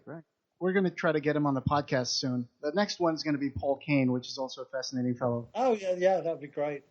It'll be very interesting because I've known Steve 30 years now, and we're very close friends. So he'll know I've got my tongue in my cheek. But it'll be interesting. You'll talk to him, and you'll discover this new theory of publicist as auteur. He did mention that he had Hellraiser movies owe their success to Steve Jones. That will become quite clear as he talks to you. Yeah. I'm reading some of his books again as research, especially Clive Barker's A through Z of Horror, which he says there's a funny story about that, but I guess we'll find out in a future episode. Ah. Oh, well, Steve is a great raconteur. You should get him on the show. As long as you can understand his Cockney accent. Oh boy, yeah. Oh. About Wishmaster, I just have one quick comment. I think Rob has a few questions about Wishmaster, but I just want to tell you, I was talking to my wife yesterday, and I said, I'm going to talk with the writer and author who wrote the script for Wishmaster, and she was like, "Oh my God, I got to tell you something."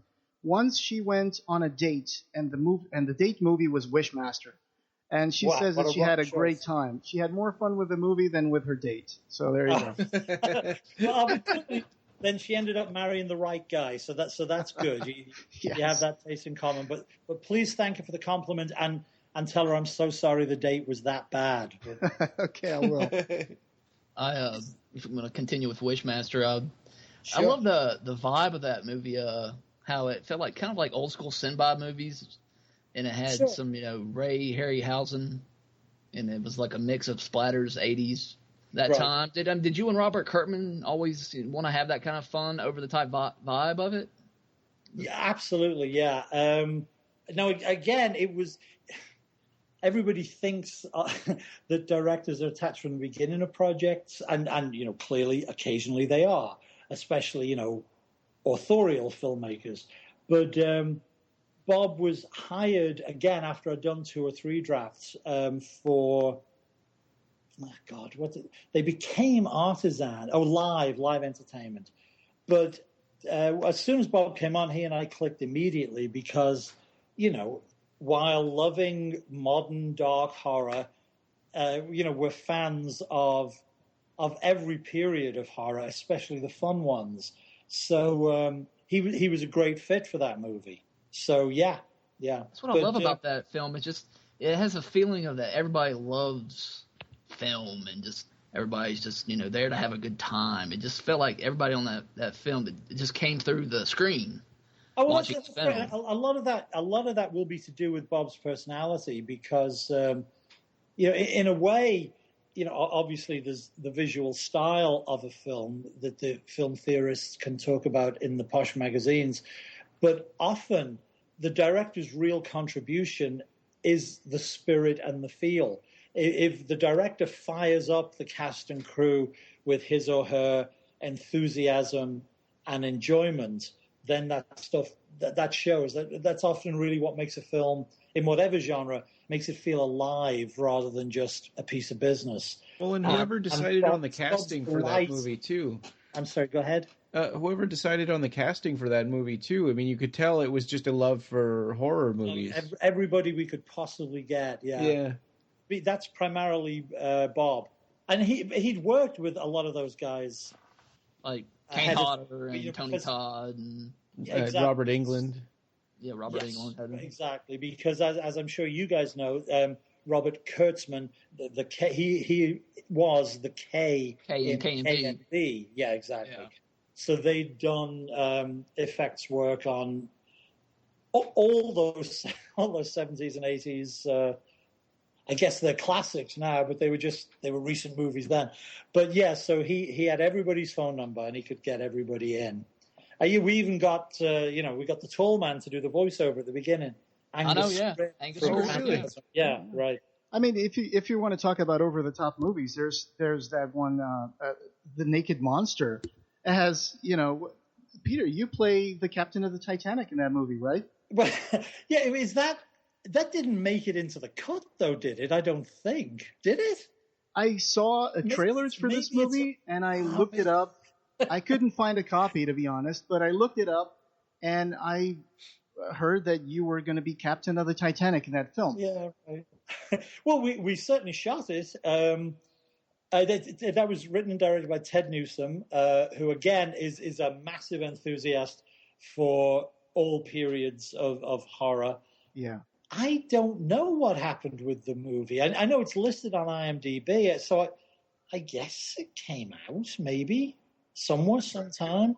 I could only find some trailers, and it was supposed to have good old Uncle Forey, Forrest J. Ackerman. It was supposed to have Rita Quigley, John Agar. Forey out of a movie. So that's a wonderful story, yeah. Can I take it back to Bloodline for a minute? Sure. Just a few questions on that. Always been curious. Since Clive came back when y'all were developing the story, are any of the scenes in the film his, or did he come up with any particular moments in the film that you incorporated into the script? Yeah, we sat there and did the story the way we did with Hellbound. So in that sense, yeah, of course he's involved in some of the scenes, but it was all verbal. It's just like the Old as a Dog Company, as I'm sure you guys do. I don't know if you've ever been in bands or worked in theater or done stuff. You sit in a room and shoot the shit with each other, and you brainstorm and you say, "Oh man, what about it? Oh yeah, no, and you shout over each other, and something emerges. Yeah. And Clive is a brilliant and prolific imaginer. So without doubt, a lot of the stuff that ended up in the movie would have come out of his mouth in that verbal, bullpen session we had. But then I went on to write the movie, so I can't tell you what I can do. I tell you what I can do. I know for a fact when they did the reshoots and it's very appropriate that Clive wrote Pinhead's last line. I mean, no offense to the people who made the direct-to-video sequels later, but, you know, obviously I'm prejudiced, but I regard the end of Bloodline as the end of the saga. Right. So Pinhead's line, "I am so exquisitely empty," it was written by Clive Barker, not by me. Oh, there you go. I hope I'm not spoiling the story now, and it turns out that isn't actually the last line that comes out of Pinhead's mouth, but I think it is. Or does he say... There's another part at the end where I've heard this, so you're probably also confirming this, but there was a part where Le Marchand says, "Welcome to Oblivion" to Pinhead, and he says, "Amen," just before the station blows up. And I've heard that this was connected to Clive Barker in some way, that he might have come up with this. I've read the script ages ago, so I don't remember if this was in the script. I'm again, having just given Clive the credit for that line, no, the "Welcome to Oblivion, Amen." Well, now, wait a minute. Don't they swap it? I gave the line to, he's not called Le Marchand, he's Merchant, right? Paul Merchant, whichever, yeah. In the movie, somebody, and I think it was Bob Weinstein, said, "Are you guys insane? This line should be Pinhead's line." Doesn't Pinhead say it instead in the He says movie? Amen, right? But yeah. Oh, okay. I thought they actually took it away from Merchant and had Doug deliver the line, "Welcome to Oblivion." That was in the trailer. Oh, it's in the trailer. Okay, so they shot it that way once, and okay. Oh, that's a good catch. Yeah. Yeah. Doug might have improvised the "Amen." I'm trying to think. The moment that the punchline, the hero gets the monster, was Merchant saying the line "Welcome to Oblivion" because he'd fooled Pinhead and did the thing. Yeah, maybe I didn't put "Amen" in the script. Maybe either Doug improv that on set, or maybe Clive came up with it. It sounds to me, if I had to bet, if I had to make a guess, my guess would be Doug would have said that rather than Clive come up with it. But "I am so exquisitely empty" is pretty perfectly Barkerian. And there you go. It's the process changes things so much, and it's such a collaborative effort when it comes to movies that sometimes it's hard to pinpoint who did what. So we completely understand that. I wish I had a shot. I mean, the thing is, what was weird, my memory would be sharper had I been on the shoot, because what was weird is Hellraiser 3, I was still living in England, but they flew me out and I was there from beginning to end, working every day on the movie with Tony. Bloodline, they shot in Los Angeles, and I was living in LA by then.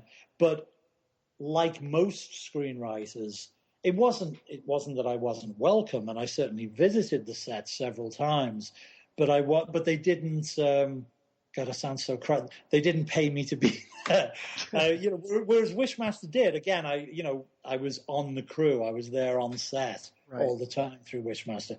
But Bloodline, no. So I'd probably have better memories of who said what when, how the script changed on set, had I been there. But I really just visited the set a few times. There's a lot of negative about Bloodline, but, let's focus on some of the positive. What were some of your positive memories, working on it? And what are your favorite parts of the movie that you enjoy? Well, sadly, Rob, all the positives would be before the shoot, because I figured that would be. It was pretty clear that it was going to hell from the get-go. It was very, very difficult for Kevin. Again, I know everybody listening to this already knows this. The movie is credited to the fictional and pseudonymous Alan Smithy, which that's another footnote in film history. The Alan Smith. You guys know what I'm talking about, right? Sure. Oh yeah. But actually, the movie was directed by Kevin Yeager, who's the great special effects guy. It was so difficult for him. They cut his budget by a third, or maybe even by a half, about 2 weeks before he started shooting. There was some animosity already brewing between him and certain executives who need to be nameless, and also I don't know, it's 25 years later, so I'm sure she's not listening. So I'm sure she's a good person, and I hope she has had a successful and happy life and career since then. But they saddled him with a producer who had no idea how to make low-budget horror movies. Her name's on the movie. I'm not naming her out of malice. It's the opposite. But there was a young woman who was brought on to produce, and she had been a very good production manager, which is it's a way you work your way up the ladder to being a line producer, an on-set producer. But actually, this is the kindest way to say it. The fact is, she'd worked on much bigger pictures in her experience as a production manager, much bigger pictures. So she really just didn't know how to do this, how to bring this stuff home, for the relatively tiny amounts of money they were allocating to the budget. And I'll give you one example, which sounds like I'm making it up because it's so funny, but it's literally true. And by the way, we were 4 drafts into the script. Everything had been greenlit. Bob Weinstein loved it. Everything was good. And then about 3 weeks before we were due to start shooting, she called me at home and said, "I've just budgeted your script." And I said, "Okay." And she said, "And I've just budgeted the effects. The effects alone." And but these are low budget movies. I think Bloodline was, Christ, I don't know, $3 million. I'm guessing, maybe 4, not even. And she said the effects alone are $11 million. Whoa! Whoa! Say, as a gag, I said, "Yeah, come on, Nancy. Who'd you ask? ILM." Right. And she said, "Yeah." And I said, "You're fucking kidding me? Of course it's $11 million to take it to ILM. Jesus Christ!" And I thought that was a one-off, but she just wasn't used to working at this level. Although it was a promotion for her to be a producer, it was a much, much, much lower budget operation than she was used to, and it was a terrible fit. And she and Kevin didn't get on. I shouldn't speak for them. I believe there were problems from the get-go, and then I quit halfway through the shoot because I kept, but this is how long ago this movie was, because I wasn't getting emails, I was getting faxes. Every day, pretty much every day, I'd get a fax from her or the production team saying, "Can you cut this? We need to lose this, this, this, and this. Can you fix the scene?"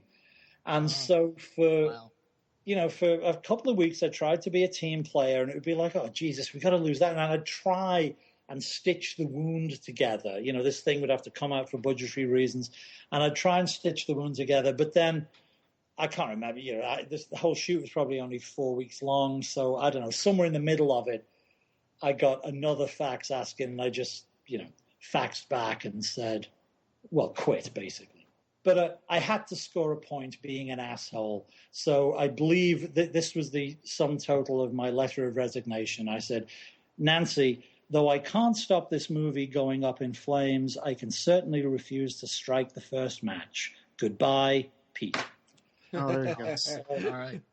Yeah. Well, you had to do what you had to do. What you had to do. Yeah. That's right. So it was very, very hard for Kevin, and as he took his name off the picture, which is how it became an Alan Smithy picture. And then the reshoots were actually, let me think, because it was separate. A very nice executive who used to work at Dimension, Jeff Kurz, who I had a good working relationship with. When they were going to do the reshoot, he asked me if I'd come back and do some pages. I might have done a little pass on some pages, but all the reshoot was written by Rand Ravitch and shot by Joe Chappelle. Yes. You actually answered one of my questions with that, because I was going to ask you if you wrote any scenes of the new stuff. So that was all him, huh? I might have provided in the sense that probably because Jeff asked me, as opposed to the producer with whom I'd had the falling out, because Jeff asked me, I might have written. You know what a treatment is? Like before something becomes a script. Yeah, so sure. I might have faxed him some structure for some scenes. Certainly didn't go to full script page with it, and Rand possibly might have expanded from that, but I don't want to take any credit away from Rand. He might have I don't even know what the reshoots were. Right. I can't remember. There was a scene with a holographic priest, and Merchant was in the space station praying with this holographic priest and asking for spiritual strength to fight Pinhead's last battle. And there was stuff like that made it into the work print, but didn't make it into the movie. So I'm assuming that was Rand Ravich's rewrites, because those scenes, Yeah. But it was definitely a very ambitious film. It had all the elements there to be one of the best Hellraisers. It's just sad that the translation of your script into the film final version had all these problems where the sets were on fire, the kid got chicken pox. There wasn't enough money, and they just started cutting out all these pages. It was awful. It was awful. But that's very kind of you. Thank you. And there was. Do you know the English genre magazine Shivers? Yes. I'm not sure it still exists. Mm-hmm. They did. It was very nice. They did a 2-part article on, not really on the making of Bloodline, but on the. Well, no, I'm really blowing my own trumpet. It was a thing that said, "Hey, you know what? Atkins' script was really good," and but it was a little comfort for me after after the mess that the movie became, to just at least have this 2-part article that said, "Hey, it wasn't his fault." Right, absolutely. I think it was Shivers issue 21. So if anybody out there wants to check their Shivers collection, yeah. Wow. Cool. Fantastic. I just have one more question on Bloodline. You can ask us to edit this out, or you can answer it in your own. You are one of the very few who have actually seen Kevin Yeager's original director's cut. What was the original 18th century like? Because I was completely removed from the film. There was the new 18th century stuff for the final release is rewritten material by Rand Ravitch, The Summoning of Angelique. God. I'll let that, if you want us to cut this out or just don't answer it. No. I'm happy to address it, Rob. I'm trying to be honest, it's genuinely, it's not a movie I've gone back to look at. It's genuinely difficult for me to remember because, Kevin did shoot the movie in the sequence that I wrote it in originally. And it was only in post-production that the Weinstein said, "Where the fuck is Pinhead?" Because if you start in the 18th century, as my script did, Pinhead doesn't show up till halfway through the modern sequence. And although, they signed off on the script, on various drafts of the script, it suddenly occurred to them when the movie was finished, "Where's our monster? Where's our franchise?" So they insisted, it wasn't Kevin's idea, they insisted that the movie be re-edited into it's sort of all set in the future with flashbacks to the present and the past.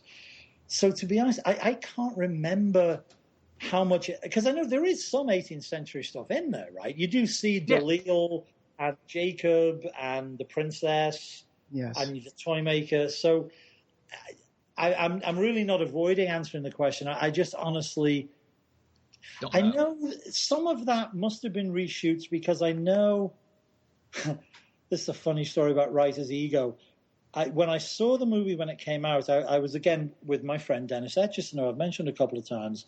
And at one point, when the servant girl whose body, the shell of her body, is going to be possessed and occupied by the spirit of Angelique, which was my scene, but Rand must have done a rewrite on that scene because there's a moment where he's tying her wrists and he leans down and says to her, "So you won't bruise." And Dennis leant over to me in the theater and said, "Nice line." And I thought, yeah, not fucking mine though. And it was a nice line. It was a nice line, but it was like, that's always the way, somebody praises the thing you didn't do. So in other words, there must have been, I don't know if it was, it must have been a reshoot. If there was a Rand line in it, it must have been, I know Kevin shot a whole bunch of the 18th century stuff, but I guess you're right. That scene must have been, shot by Joe scene and rewritten by Rand. You know what? I don't know. I don't remember it well enough. That's all right. You guys are probably much more familiar with the draft I wrote than I am, having read it more recently. So yeah.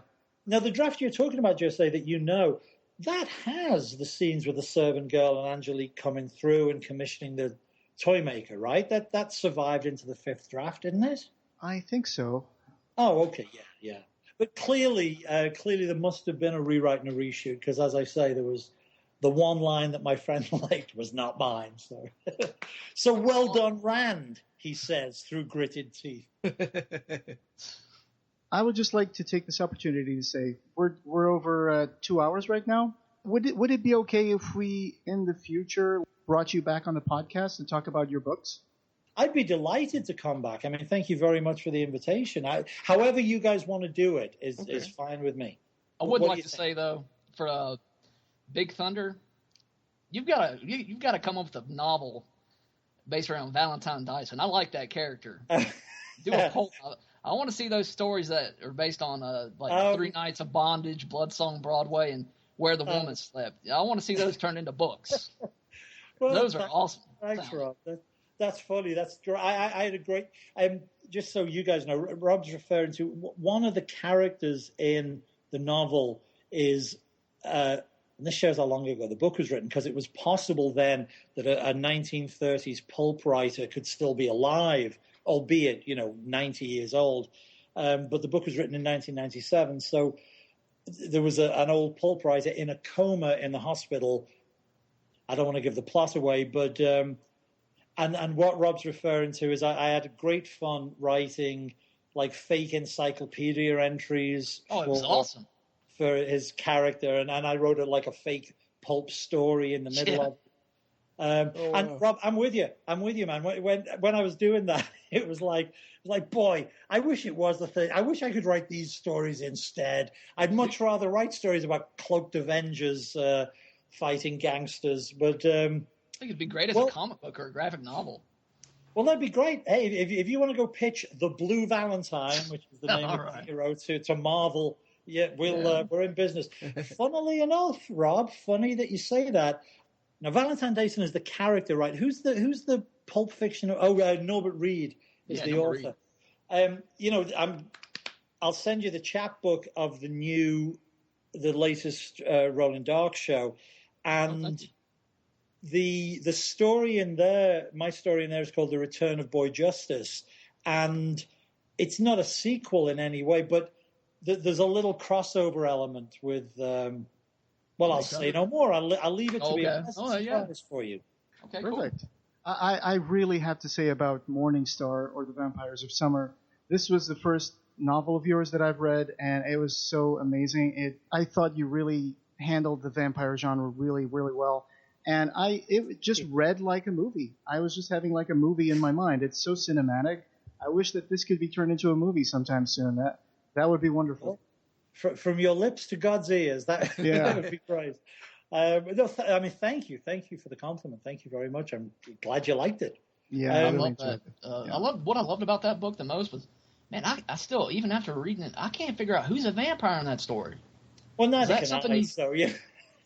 I can't figure out who's vampire, who's not. I don't know if that was something I'm. You know what? It's ambiguous for sure, and to some extent the ambiguity is deliberate and artistic choice, and probably to some extent it's because it was my first book and I was confused. But the notion was that what's real in that book is a vampire hunter, which is the crazy bastard Jonathan Frost. But I wanted to keep it open. It was like, well, how crazy is he? I mean, he's a bad guy. No, that's right. He's the villain of the book, but a couple of people have fangs, a couple of people do weird shit, so it's all it's ambiguous, and in a way, it's up for the reader to decide where the truth lies. And God, this is going to sound like the worst kind of name dropping, so I really apologize. But talking about leaving it up to the reader and being ambiguous and leaving it up to the audience's imagination. Many, many years ago, I was lucky enough to be on a TV show with John Carpenter.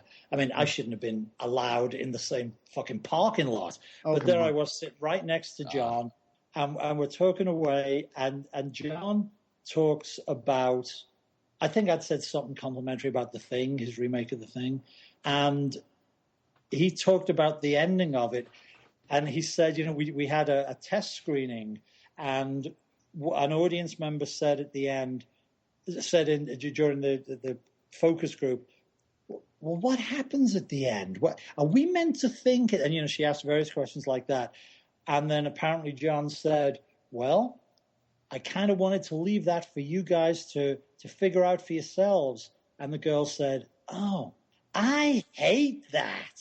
Oh, boy. That's the great stuff right there. Yeah. About storytelling. If that's okay, we would love to do another episode with you in the near future about your books. I am still waiting on a few to catch up, but we would definitely love to have you again, because this has been extremely enjoyable. It's been a great pleasure, Peter. I would We do have a couple of listener questions. We can kind of shoot through them, I think, because some of them have been answered already. Mark McCurley said, what did you draw inspiration from in writing the Hellraiser sequel? I mean, that's kind of a vague question, but is there anything, that you could point to, or any...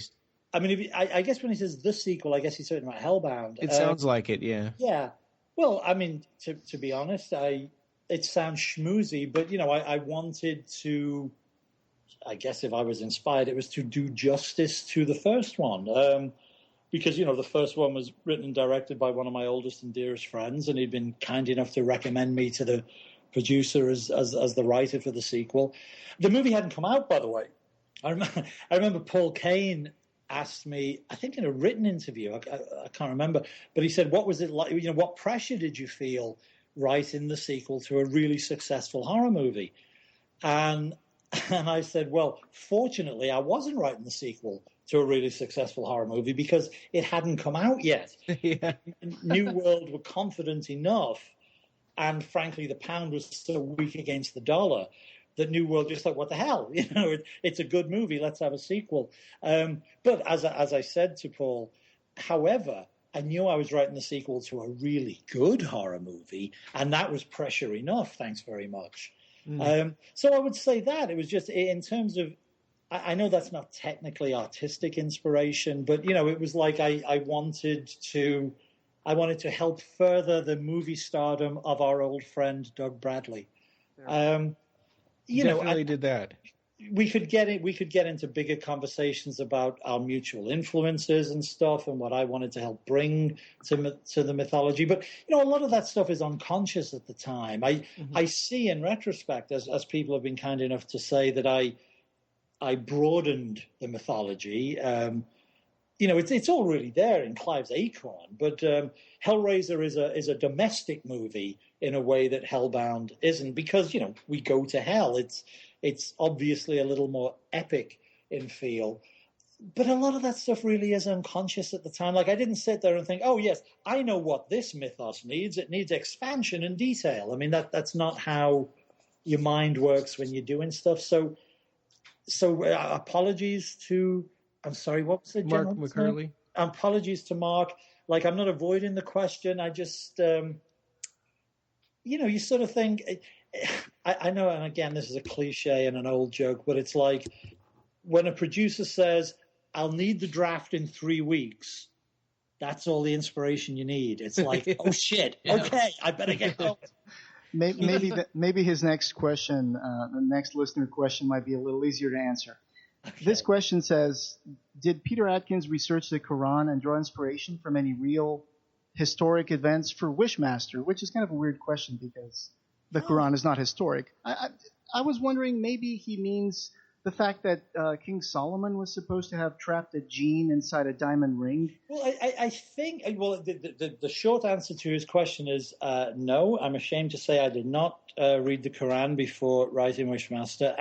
But I might be wrong. I believe it's not actually a strange question, because I think jinn, D-J-I-N-N, from which we corrupt the word genie, obviously, and Efrit, E-F-R-I-T.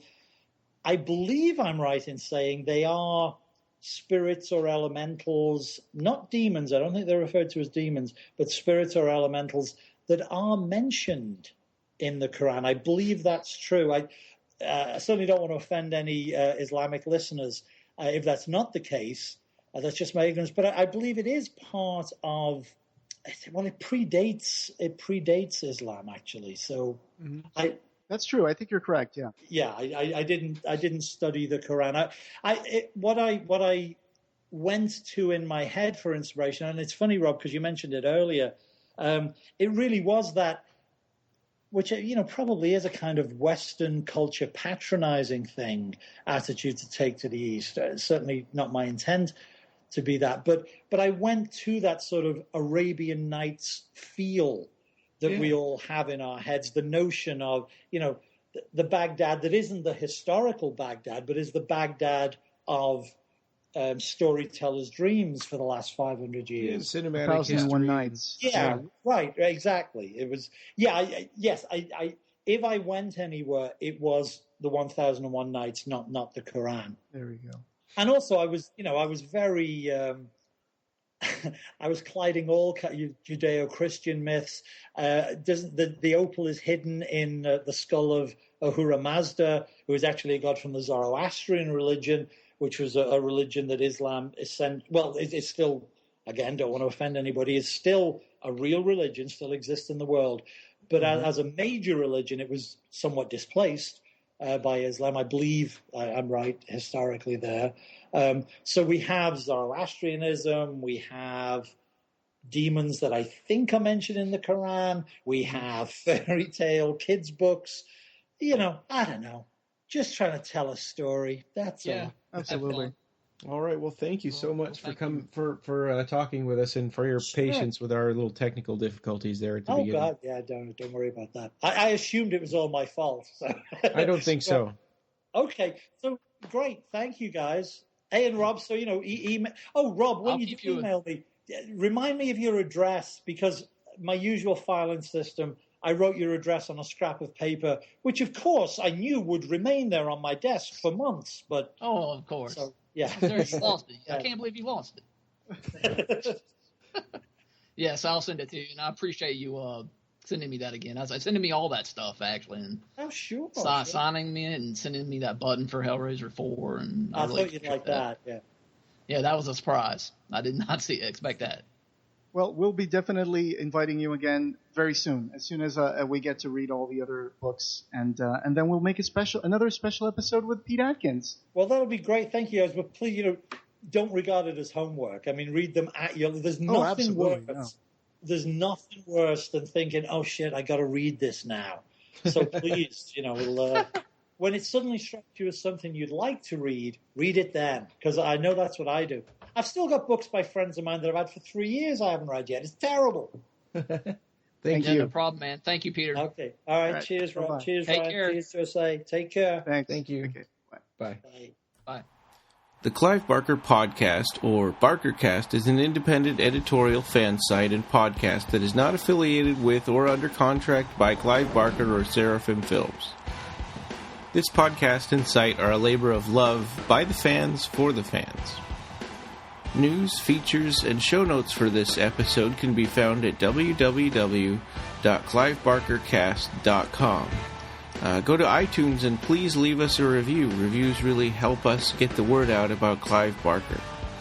You can also find us on Podomatic, Xbox Music Store, TuneIn Radio, Stitcher, Double Twist, BlackBerry, and Pocket Cast. We have a Facebook page, so come on and like our Facebook page and join the Occupy Midian group for lots of discussion about Nightbreed and other Clive Barker stuff. On Twitter, we're at BarkerCast and at Occupy Midian. Opening theme by Mark Buckle.